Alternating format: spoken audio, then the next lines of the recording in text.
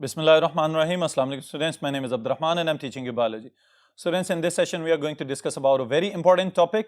आपके बोर्ड के short questions और long questions के लिहाज से बहुत ही अहम है. It is about necrosis and apoptosis, also known as apoptosis. These are different types of cell deaths. किस तरह से ये processes होते हैं, इनकी details बोर्ड पे देखते हैं.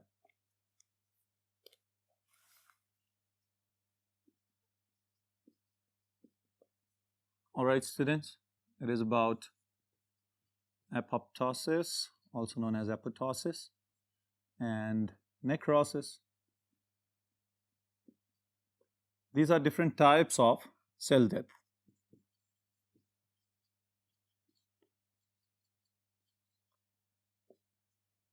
Alright. Now, सबसे पहली चीज तो ये स्टूडेंट्स के आपके लिए शॉर्ट क्वेश्चंस के लिहाज से बहुत ज्यादा इंपॉर्टेंट है. दूसरे नंबर पे अगर हम इस प्रोसेस की सिग्निफिकेंस की तरफ जाते हैं तो हमें इस बात का बखूबी अंदाजा होना चाहिए कि अगर अल्लाह ताला ने हमारी बॉडी के अंदर करोड़ों खरबों सेल्स बनाए हुए हैं तो उन सेल्स के लिए लिमिटेड लाइफ स्पैन्स मौजूद हैं. ऑलराइट, बिल्कुल इसी तरह के जैसे आप लोग कंप्यूटर या मोबाइल फोन्स इस्तेमाल करते हैं तो वो जो चीज या वो गैजेट जो आपके हाथ में है दैट इज द हार्डवेयर, और जो उसके अंदर सिस्टम आप जिसको ऑपरेट करते हैं उसको ऑपरेटिंग सिस्टम या हम सॉफ्टवेयर का नाम दे देते हैं. बिल्कुल इसी तरह अल्लाह ताला ने हर एक सेल के अंदर, हर एक इंडिविजुअल बॉडी के अंदर भी सॉफ्टवेयर इंस्टॉल किया हुआ है जिसे हम जेनेटिक्स के थ्रू कंट्रोल करते हैं. ऑलराइट, और फिर जीन से आगे प्रोटीन्स और डिफरेंट टाइप्स ऑफ एंजाइम्स जो हैं वो इस तरह की एक्टिविटीज परफॉर्म करते हैं कि जिसकी वजह से पूरी बॉडी के अंदर जो डेथ ऑफ द सेल्स और बर्थ ऑफ द सेल्स के दरमियान बैलेंस है वो कायम रखा जा सके. ऑलराइट स्टूडेंट्स, अब अगर हम इसके इंट्रोडक्शन की जानिब जाएं तो सबसे पहले तो हमें यह पता होना चाहिए कि सेल के अंदर ये प्रोसेसेस हो क्यों रहे हैं. ऑलराइट, तो पहले लिख लेते हैं हम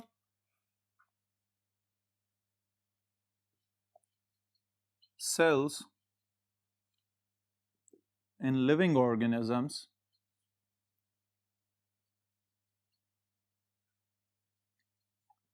depend upon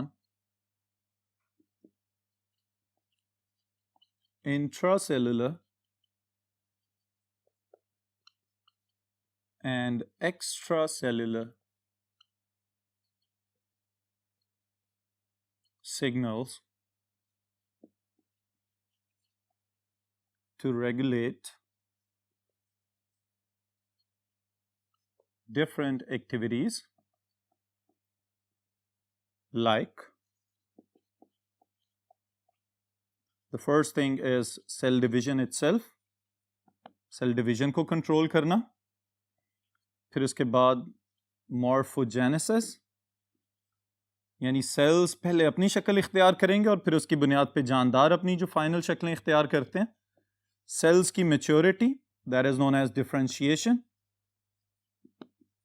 alright, development of the organism and cellular motility.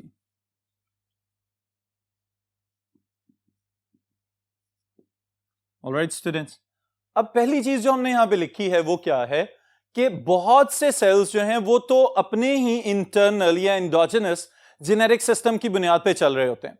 यानी जो भी मैसेज उनका अपना न्यूक्लियस देगा, उनका अपना डीएनए देगा, वो उसको फॉलो करेंगे और अगर उसमें ही डेथ सिग्नल आ जाता है तो वो सेल्स फौरन डेथ की जानिब जाना शुरू हो जाएंगे, जिसे हम सुसाइड ऑफ द सेल या खुदकुशी का नाम देंगे और फिर इसे हम टेक्निकली कहेंगे this is the apoptosis. Alright, दूसरी चीज जो हम यहां पे लिख रहे हैं स्टूडेंट्स वो क्या है कि बाज़ औक़ात एक्सोजेनस या एक्स्ट्रा सेलुलर सिग्नल्स भी आते हैं जिन्हें हम ट्रॉफिक सिग्नल्स कहते हैं.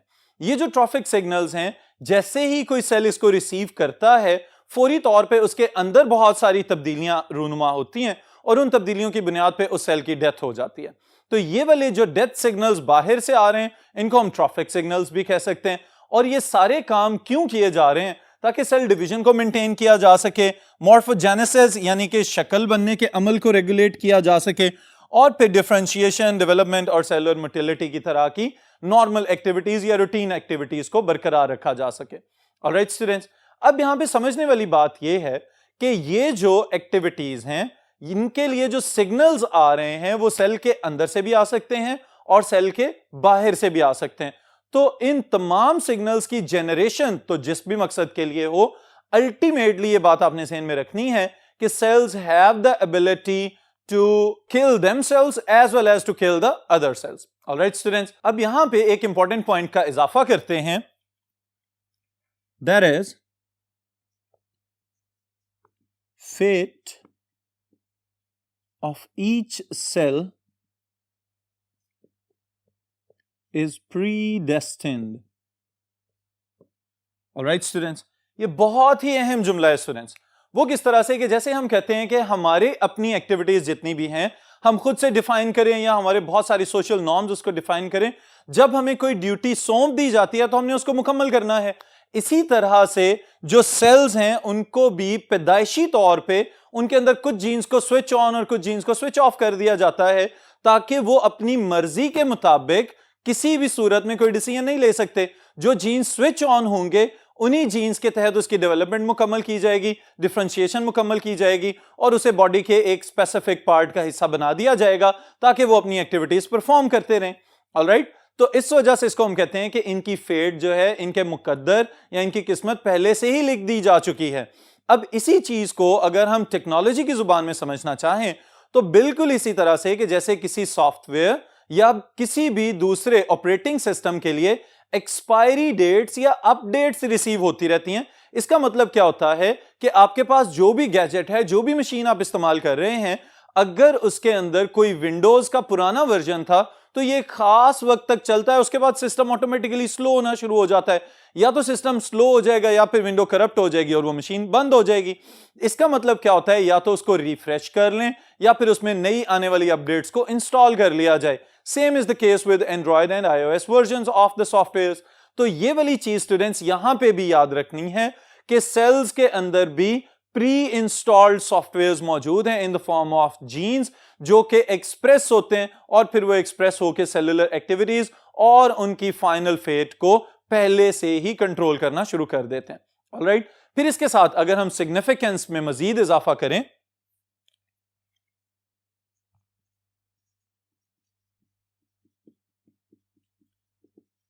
significance of controlled cell death.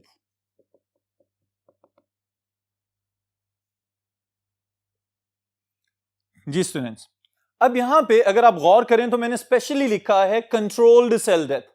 अब कंट्रोल्ड सेल डेथ से क्या मुराद है कि हमारी अपनी एम्ब्रियोजेनेसिस के अंदर जो शक्लें बन रही होती हैं, यानी एम्ब्रियो की डेवलपमेंट के दौरान जो हमारी शक्लें तब्दील हो रही होती हैं, हर वक्त बहुत सारे सेल्स पैदा भी हो रहे होते हैं और फिर एक स्पेसिफिक स्टेज पे पहुंच के उन सेल्स को खत्म करना भी मकसूद होता है। तो इस वजह से इसको हम कहते हैं this is controlled cell death. Alright,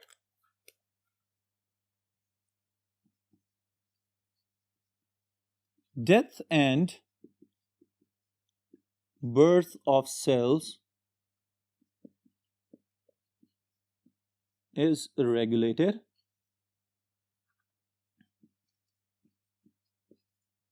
in order to. Alright, क्या मकसद हो सकता है इसका? इसके लिए हम 1 2 3 कर लेते हैं। The first thing will be deletion of complete structure. All right, students. Number 2, removal of a specific or reduced part. All right. Then again, cell birth and cell death equilibrium. जी स्टूडेंट्स, अब ये जो 3 points मैंने यहां पे लिखे हैं, अब इसको मजीद आसान कर लेते हैं। पहली चीज जो हमने यहां पे लिखी है डिलीशन ऑफ कंप्लीट स्ट्रक्चर। अब इससे क्या मुराद है? अगर पहले हम लोअर ऑर्गेनिजम्स की बात करना चाहें तो एम्फीबियंस में फ्रॉग की आप लोगों को मेटामॉर्फोसिस का प्रोसेस याद होना चाहिए। मेटामॉर्फोसिस में क्या होता है कि फ्रॉग जब पानी में है तो टेडपोल की शक्ल में नजर आ रहा होता है, लेकिन जैसे जैसे एडल्ट होना शुरू होता है तो कुछ स्ट्रक्चर्स गायब हो जाते हैं और कुछ स्ट्रक्चर्स अपीयर होना शुरू हो जाते हैं। बिल्कुल इसी तरह से जैसे हम टेल की अगर मिसाल ले लें फ्रॉग के अंदर, तो टेडपोल के पास टेल मौजूद होती है क्योंकि उसने पानी में स्विम करना होता है, लेकिन जैसे ही खुश्की की जानिब आना शुरू होता है या उसकी डेवलपमेंट मुकम्मल होने लगती है तो उसकी टेल गायब हो जाती है और लिम्स निकलना शुरू हो जाते हैं। तो वो जो टेल गायब हो रही है बुनियादी तौर पे उसके पीछे क्या है, कंट्रोल्ड सेल डेथ। ऑलराइट, और ये कंट्रोल सेल डेथ हम एपोप्टोसिस में शामिल कर सकते हैं। फिर इसी के साथ स्टूडेंट्स एक और मिसाल अगर हम लेते चलें तो ह्यूमन एम्ब्रियोज की डेवलपमेंट के दौरान टेल बन जाती है। अब वो टेल अगर आप इमेजिन करें कि उसी तरह से ही पैदा हो जाएं बच्चे, तो कभी भी उसको नॉर्मल नहीं समझा जाएगा, it will be an abnormality. Alright, तो इसके दौरान जो सेल्स हैं उनको प्रोग्राम्ड डेथ के अमल से गुजारा जाता है ताकि ये टेल वाले सेल्स आहिस्ता आहिस्ता खत्म हो जाएं और इंसान के बच्चे जो हैं वो दुम के साथ पैदा ना होना शुरू हो जाएं। तो that credit goes to the apoptosis. Alright, फिर इसके बाद स्टूडेंट्स रिमूवल ऑफ स्पेसिफिक और रिड्यूस पार्ट। इससे क्या मुराद है कि अगर हम गौर करना चाहें तो हमें पता चलता है कि हमारी अपनी ही उंगलियां ड्यूरिंग द एम्ब्रियोजेनेसिस या मॉर्फोजेनेसिस वो जुड़ी होती हैं आपस में। ऑलराइट, तो आहिस्ता आहिस्ता आहिस्ता जैसे डेवलपमेंट मुकम्मल हो रही है इन डिजिट्स को एक दूसरे से अलहदा करना होता है। तो अलहदा करने के लिए यहां पे भी प्रोग्राम्ड सेल डेथ की जाएगी ताकि ये दरमियान वाली स्किन खत्म हो जाए, जिसके कुछ बाकियात आपको अपनी उंगलियों के दरमियान अभी भी नजर आते हैं। लेकिन अगर इमेजिन करें कि ये वेब्ड डिजिट्स होते तो शायद कंडीशन बिल्कुल डिफरेंट होती। तो again for this normal morphogenesis the credit goes to the apoptosis. Alright, फिर उसके बाद student cell birth and cell death equilibrium. ये बहुत ज्यादा इंपॉर्टेंट चीज है। किस तरह से इंपॉर्टेंट है कि अगर आप पार्ट 1 को थोड़ा सा रिवाइज करें तो हमने एक चीज पढ़ी हुई है, what is the average life span of the red blood cell, तो दैट इज 120 डेज। ऑलराइट, 120 दिन के बाद आपके सर्कुलेटरी सिस्टम के अंदर जो पुराने रेड ब्लड सेल्स होते हैं वो खुद ही पॉप अप होके और छोटे छोटे वेजिकल्स बना के खत्म होना शुरू हो जाते हैं, क्योंकि उनका लाइफ स्पैन ही 120 दिन है। तो वो खत्म होते जाएंगे और इसकी जगह पे नए रेड ब्लड सेल्स बनते जाएंगे ताकि आपकी बॉडी एफिशिएंटली अपने सारे काम परफॉर्म करती रहे। तो इसका मतलब ये हुआ कि यहां पे भी जो बैलेंस है या इक्विलिब्रियम है उसको मेंटेन करना जरूरी है। और तो और डेवलपमेंट के दौरान कुछ सेल जरूरत से ज्यादा बन जाते हैं, like the number of neurons, तो फिर आहिस्ता आहिस्ता उनको रिड्यूस कर दिया जाता है through controlled cell death programs. Alright students, so now we are going to divide the cell death types into two.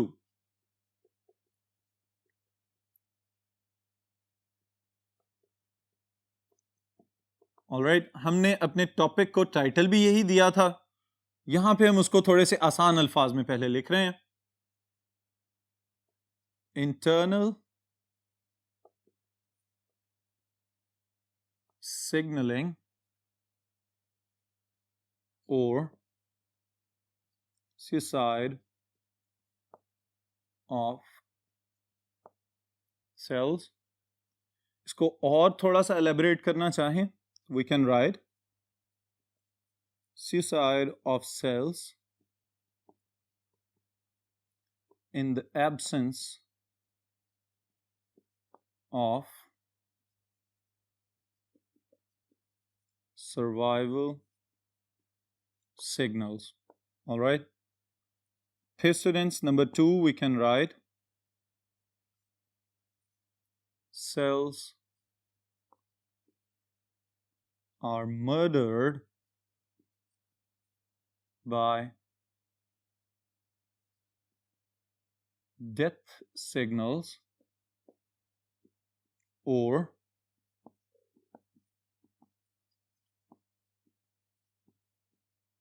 killing signals from neighboring cells। Alright students, दो हिस्सों में हमने डिवाइड कर दिया इसको।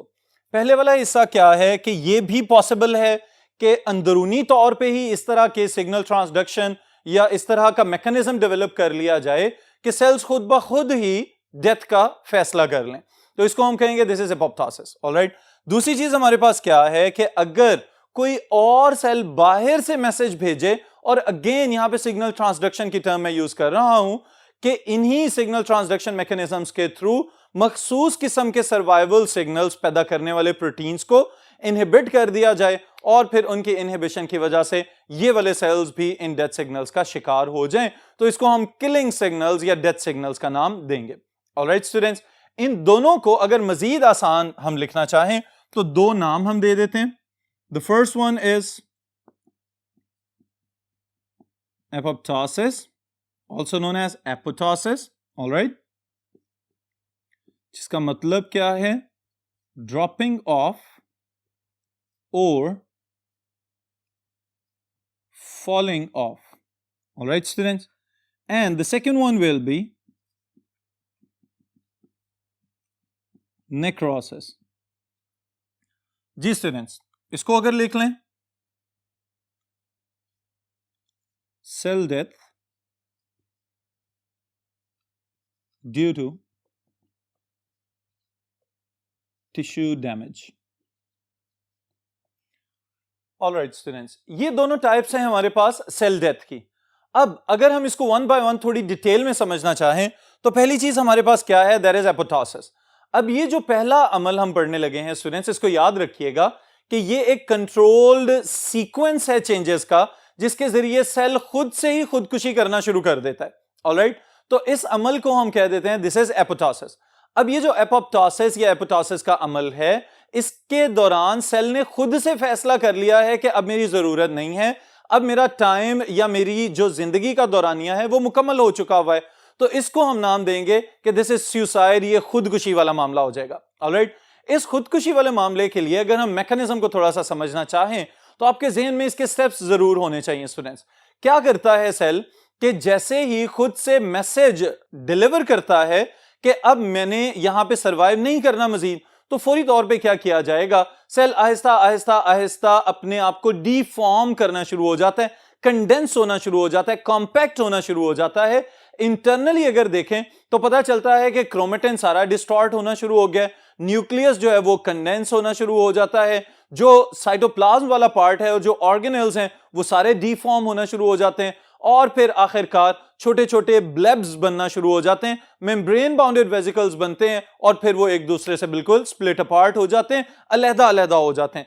अब इस पूरे अमल में ये बात याद रखिएगा कि सेल ने अपने इंट्रासेलुलर कंपोनेंट्स को बाहर रिलीज नहीं किया, क्योंकि अगर ये सिग्नल्स बाहर रिलीज हो जाएंगे तो इसका मतलब ये है कि now it has the ability to cause harmful effects to the surrounding cells. लेकिन एपोप्टोसिस में सेल ने खुद से फैसला किया है कि मैंने खत्म हो जाना है, तो इस वजह से इसको हम कहते हैं कि this is a suicide operation. Cell खुद ही अपने आप को खत्म कर रहा है। ऑलराइट स्टूडेंट्स, दूसरी जानिब जब हम देखते हैं तो देयर इज नेक्रोसिस। नेक्रोसिस क्या है कि सेल्स खुद तो जा ही रहे हैं, साथ दूसरे सेल्स को भी निशाना बनाना शुरू कर देते हैं। ऑलराइट, अब दूसरे सेल्स को किस तरह से निशाना बनाना शुरू कर देते हैं? This is a type of lethal injury, जिसमें एक सीक्वेंस ऑफ चेंजेस दोबारा से शामिल होगा। लेकिन यहां पे स्टूडेंट्स याद रखने वाली बात यह है कि मोस्टली जो एक अमल का नाम होता है ऑरोलाइसिस, उसको हम कहते हैं कि सेल खुद से ही टूट फूट का शिकार होना शुरू हो जाए, या फिर बाज़ औक़ात ये भी होता है कि बाहर से कोई सिग्नल आ जाए जिसे हम हेटेरोलाइसिस का नाम देते हैं, कि कोई माइक्रोबियल इन्फेक्शन वगैरह हो जाए, या अपने ही इम्यून सिस्टम को पता चला कि अब इसकी जरूरत नहीं है तो इसको खत्म कर देना चाहिए, तो उस सूरत में ल्यूकोसाइट्स भी आके अटैक कर सकते हैं और इसको जो डेथ सिग्नल्स हैं वो ट्रांसड्यूस कर सकते हैं कि भाई अब तुम्हारा वक्त खत्म हो गया और तुम्हें मर जाना चाहिए। तो इस सूरत में ये जो मैसेजिंग चल रही है, इसके जवाबी कार्रवाई के तौर पे सेल के अंदर दोबारा बहुत सारी तब्दीलियां आती हैं। लेकिन यहां पे नुकसानदेह चीज ये है कि प्लाज्मा मेम्ब्रेन रप्चर होती है, और प्लाज्मा मेम्ब्रेन के टूटने की वजह से जो नेक्रोटिक केमिकल्स हैं, जो हार्मफुल केमिकल्स सेल के अंदर थे, वो भी बाहर रिलीज होना शुरू हो जाते हैं, और उनके रिलीज होने की वजह से जो सराउंडिंग सेल्स हैं वो भी नेक्रोटिक टिश्यू में या नेक्रोटिक ग्रुप ऑफ सेल्स में ट्रांसफॉर्म होना शुरू हो जाते हैं, जिसकी वजह से उस पूरे हिस्से को खतरा या नुकसान होना शुरू हो सकता है। ऑलराइट स्टूडेंट्स, अब मोस्टली इसकी वजूहात में क्या शामिल है? अगर किसी लिविंग सेल को ऑक्सीजन की कमी हो रही है, या रेडिएशंस के सामने एक्सपोजर दिया जा रहा है, या ऐसा भी मुमकिन है कि कोई ना कोई इस तरह का केमिकल इनटेक कर लिया गया हो कि जो हमारे सेल्स के लिए कतन फायदेमंद नहीं था। ऑलराइट, तो दिस इज नेक्रोसिस। एपोप्टोसिस के हवाले से स्टूडेंट्स एक सिग्निफिकेंट बात मैं आपको बताता हूं कि बाज़ औक़ात ये ऑब्जर्व किया गया है कि माइटोकॉन्ड्रियल मेम्ब्रेन के अंदर एक स्पेसिफिक प्रोटीन होता है जिसका नाम है BCL2। ऑलराइट, अब इसका काम क्या होता है कि एपोप्टोटिक सिग्नल्स को रेजिस्ट करना ताकि सेल की डेथ ना हो। लेकिन प्रोग्राम्ड सेल डेथ की जब बात आती है तो सबसे पहले इस तरह के फैक्टर्स या ट्रॉफिक सिग्नल्स भेजे जाते हैं जो आके इनको सबसे पहले इनहिबिट करते हैं। तो इसका मतलब क्या है, एपोप्टोसिस की रेजिस्टेंस खत्म होती है और फौरी तौर पे सेल जो है वो एपोप्टोटिक वेसिकल्स बना के खुद से ही अपनी डेथ का शिकार हो जाता है। ऑलराइट स्टूडेंट्स, सो ये सारे का सारा प्रोसेस याद रखने से ताल्लुक भी रखता है और आपके लिए बोर्ड के पॉइंट ऑफ व्यू से भी इंपॉर्टेंट है। आज के सेशन में इतना ही, फिर इंशाअल्लाह ताला नेक्स्ट सेशन में नेक्स्ट टॉपिक के साथ मुलाकात होगी।